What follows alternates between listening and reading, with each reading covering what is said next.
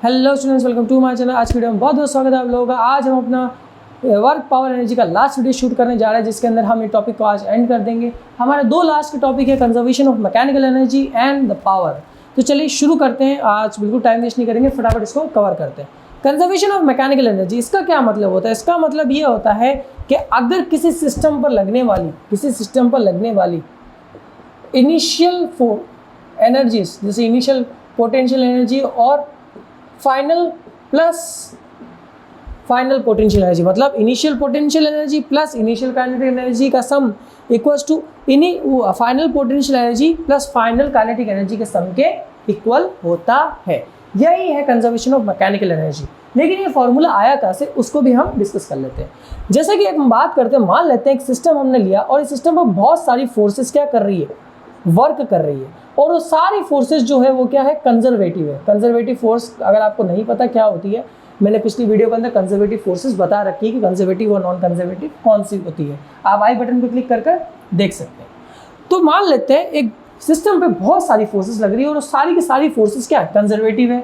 तो मैंने ये बताया था कि डेल यू इक्वल्स टू होता है negative of work done by the conservative force. ये हम पिछली वीडियो में डिस्कस कर चुके हैं। इक्विलिब्रियम के अंदर मैंने ये डिटेल में समझाया है। इसको हम क्या लिख सकते हैं, यू एफ माइनस यू आई।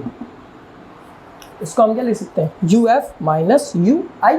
मैं ऐसा लिख सकता हूँ, आराम से लिख सकता हूँ, इसमें कोई दिक्कत नहीं। दिक्कत चलो, अब मैं भी जानता हूँ कि मैं इसको लिख सकता हूँ के एफ माइनस के आई। अब आप कहोगे भाई के एफ माइनस के आई तूने कहाँ से लिख दिया, तुझे कैसे पता चला? तो हम भी जानते हैं कि वर्क एनर्जी थ्योरम क्या होती है, के एफ माइनस के आई।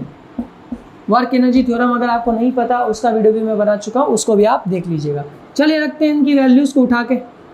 तो U F minus U I equals to minus का के एफ प्लस के आई, इन दोनों को इधर उधर भेजते हैं तो बनेगा कहता है U F plus K I equals to U F plus K F. ये हमारा कंजर्वेशन ऑफ मैकेनिकल एनर्जी का फॉर्मूला जो मैंने आपको बताया था। अब ये फॉर्मूला एक्चुअली बताता क्या है, ये कहता है कि अगर एक सिस्टम पर बहुत सारी फोर्सेस लग रही हो और सारी फोर्स अगर कंजर्वेटिव हो और उसका पोटेंशियल एनर्जी पहले से डिफाइन हो, तब उनकी जो इनिशियल पोटेंशियल एनर्जी और का सम और बाद की पोटेंशियल एनर्जी का सम काइनेटिक एनर्जी के साथ में क्या होता है, इक्वल होता है। ये है कंजर्वेटिव और मैकेनिकल एनर्जी का फॉर्मूला और उसका एक्सप्लेनेशन। मतलब हम यहाँ पर ये कहना चाहते हैं, ये आप शायद जानते होंगे, मैंने ये रिलेशन भी बताया था, F equals to minus D U by D T. ये भी मैं पहले बता चुका हूँ आराम से। ठीक है दोस्तों, चलिए आपको एक चीज़ हमेशा याद रखनी है कि अगर आप किसी सिस्टम पर कंजर्वेटिव फोर्सेस लगाते हो तो उसमें एनर्जी क्या रहती है, कंजर्व रहती है, और उसमें टोटल वर्क डन जितना होता है वो जीरो होता है। ये बात तो हमें पता है कि भाई वर्क कंजर्वेटिव फोर्स किसको कहते हैं, वो फोर्स जिसमें वर्क डन बाद में कितना हो जाए, जीरो हो जाए। ठीक है, तो वर्क डन कितना हो जाएगा, जीरो हो जाएगा। लेकिन वर्क डन जीरो होने से पहले पोटेंशियल एनर्जी कुछ ना कुछ तो मिलेगी, जाहिर सी बात है, कुछ ना कुछ पोटेंशियल एनर्जी तो हमें मिलेगी। वो पोटेंशियल एनर्जी हमारी डिफाइन होगी, और जब पोटेंशियल एनर्जी डिफाइन हो जाएगी तो जब ऑब्जेक्ट चलेगा तो उसके अंदर कोई ना कोई काइनेटिक एनर्जी भी बनेगी। इसका मतलब ये है कि अगर हम शुरुआत में ली गई दोनों एनर्जीज के सम को और उसके बाद में फाइनल की दोनों एनर्जी के सम को जब देखेंगे तो वो दोनों हमेशा कितना आएंगे, इक्वल आएंगे। इसी को कहते हैं kinetic energy, conservation of mechanical energy. ये फॉर्मूला बहुत ज़्यादा काम आएगा हमारे आगे जब हम इसके चैप्टर्स पढ़ेंगे। तो conservative mechanical energy, vertical circular motion में इसका बहुत बड़ा रोल है। वहाँ पर अगर आपको थ्योरम करनी है तो आपको इसी से समझना पड़ेगा। अगर आपको वर्टिकल सर्कुलर मोशन पूरा समझना है, उसके लिए भी मैं वीडियोस बना चुका हूँ, आप उसमें जाकर देख सकते हैं। तो ये था हमारा कंजर्वेशन ऑफ मैकेनिकल एनर्जी। इसके अंदर इससे ज़्यादा कुछ नहीं था, लेकिन इसमें एक मोस्ट इंपॉर्टेंट पार्ट जो है वो मैं बताना चाहता हूँ। अगर इसमें एक नॉन कंजर्वेटिव फोर्स भी आ जाए तो क्या होगा, ये थोड़ा इंपॉर्टेंट है कि अगर एक नॉन कंजर्वेटिव फोर्स भी आ जाए तो क्या होगा। अब मान लेते हैं मैंने यहाँ लिखा वर्क डन जो होता है के एफ माइनस के आई। ये तो हमारा वर्क एनर्जी थ्योरम से। अब ये वर्क पे जो फोर्स लग रही है वो कौन कौन सी, एक तो एक्सटर्नल फोर्स है, प्लस एक नॉन कंजर्वेटिव फोर्स है, प्लस एक कौन सी फोर्स आ जाएगी, बता सकते हो मुझे कौन सी फोर्स आ जाएगी, कौन सी फोर्स आ जाएगी, कंजर्वेटिव फोर्स। इक्वल्स टू कितना हो जाएगा, के एफ माइनस के एफ। अगर मैं इसको उठा के उधर भेज दूँ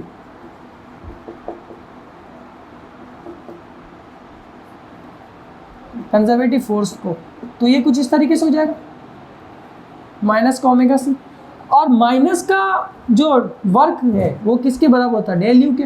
डेल यू की वैल्यू उठा के यहाँ रखेंगे, E X plus N C equals to K F minus K I की जगह प्लस ये कितना होता है U F minus U I. अब इसको थोड़ा ढंग से करेंगे, के एफ प्लस यू एफ, इसमें से माइनस कॉमन ले लेते हैं तो के आई प्लस यू आई। हम लोग सब जानते हैं कि टोटल एनर्जी को लिखा जाता है kinetic energy plus potential energy, हम सब जानते हैं। तो इसका मतलब यहाँ मैं क्या लिख सकता हूँ, ई एफ माइनस ई आई। तो इसका मतलब अगर किसी सिस्टम पर फोर्सेस कंजर्वेटिव के अलावा नॉन कंजर्वेटिव भी हो तो उसमें एनर्जी को ऐसे डिफाइन किया जाएगा, क्योंकि वहाँ पर एनर्जी कंजर्व नहीं रहती। ध्यान रखिएगा, एनर्जी कंजर्वेशन का रूल तभी काम करेगा जब हमारे पास फोर्सेस क्या हो, कंजर्वेटिव हो। क्या हो, कंजर्वेटिव हो। अदरवाइज अगर हमारी फोर्सेस कंजर्वेटिव नहीं है, जैसे कि यहाँ पर आपने देखा, मैं जो एक्सटर्नल फोर्स लगा रहा हूँ उसकी कोई गारंटी नहीं कि वो कंजर्वेटिव है कि नॉन कंजर्वेटिव है। फ्रिक्शन फोर्स की अगर मैं बात करूं तो वो एक नॉन कंजर्वेटिव फोर्स है जिसके बारे में मैं बता चुका हूं, और फ्रिक्शन फोर्स नॉन कंजर्वेटिव है और ये हमेशा लगती है। फ्रिक्शन फोर्स को कभी कंजर्व नहीं किया जा सकता। तो इसका मतलब अगर मान लेते हैं आप एक एक्सटर्नल फोर्स ना भी लगाए तो फ्रिक्शन तो हर वक्त लगता ही रहता है।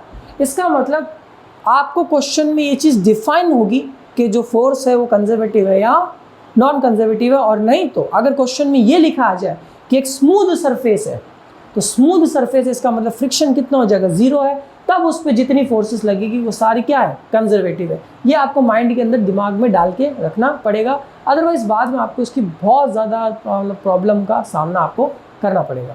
तो चलिए समझ में आ गया आपको, ये है। और अगर नॉन कंजर्वेटिव हो तो हमारे पास ये तरीका होता है उसको डिफाइन करने का, उसकी एनर्जी को डिफाइन करने का। तो आई होप सो आपके समझ में आया होगा। अब हम अपना लास्ट टॉपिक डिस्कस करते हैं जिसका नाम है पावर। अरे भाई साहब, पावर क्या है? शक्ति, शक्ति, शक्ति, शक्ति। ये शक्ति क्या ना चाहिए? देखिए, शक्ति कुछ नहीं है। आपको मैं पावर की दो चीजें बता रहा हूँ। एक तो होगा इंस्टेंटेनियस पावर। ये क्या है भाई साहब? इंस्टेंटेनियस पावर क्या होती है? मतलब rate change of work by a force. Rate change of a work by a force is called the instantaneous power. What that mean? So look at this. Rate change of a work by a force is called, what that called? Instantaneous power. सो अब आपको दिमाग में एक बात आई होगी कि यार instantaneous power क्या होती है, यानी कि तात्क्षणिक शक्ति हिंदी में बोले तो वो होती है P इक्वल्स टू dW बटा dt। dW बटा dt ये इसका फॉर्मूला होता है। अगर आपसे इंस्टेंटेनियस का पूछ ले तो आप ये फॉर्मूला लगाओ, लेकिन इसका एक फॉर्मूला और होता है, हम जानते हैं, ये होता है dr। इसको dx ले लो, f dx कितना होता है हमारे पास, dw के बराबर। कुछ याद आया भाई लोगों? बिल्कुल याद आया। इसको उठा के इधर रखो तो क्या हो जाएगा हमारा f dot dx upon dt, और ये dx अपॉन dt हमारे भाई साहब कौन होते हैं, कौन होते हैं, कौन होते हैं? v होता है। तो v होता है इक्वल टू कितना होगा, fv। अगर ये डॉट को हटाऊं, अगर डॉट हटा दूं तो क्या बनेगा, fv cos थीटा। थीटा ये एंगल बताता है कि फोर्स किस डायरेक्शन में लग रही है और वेलोसिटी यानी कि चीज़ किस डायरेक्शन में कितनी वेलोसिटी से भाग रही है। ये फॉर्मूला इतना इम्पॉर्टेंट है ना, आपके पास फोर्स तो डेफिनेटली मिल जाएगी आपको, और वेलोसिटी अगर मिल गई और उसमें अगर एंगल मिल गया तो पावर तो भाई साहब फटाफट निकाल लेंगे। इसका यूनिट होता है वाट, याद रहेगा। तो ये है इंस्टेंटेनियस पावर। एक आती है टोटल पावर, या फिर उसको हम बोलेंगे average power. Average power, total power और average power. So what is total power? कुछ नहीं है, work total upon total time, बस W बटा T, इतना ही होता है, इतना ही होता है, इतना ही होता है, इतना ही होता है, इतना ही होता है। ठीक है, तो ये हमारा सबसे इम्पॉर्टेंट फैक्टर आज हमने कवर कर लिया। कल से जो अगली वीडियो हमारे सामने आएगी उस वीडियोस के अंदर मैं डिस्कस करने वाला हूँ बहुत सारे क्वेश्चंस, लाइक कम से कम 3 वीडियोस में बनाऊंगा जिसमें 30 क्वेश्चंस मैं डिस्कस करूंगा।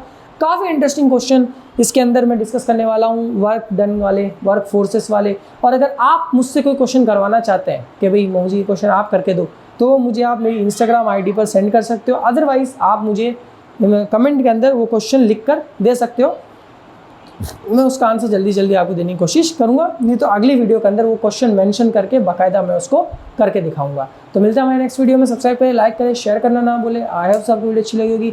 इसी तरह हमारे चैनल से बने रहेगा। मिलता है हमारी नेक्स्ट वीडियो।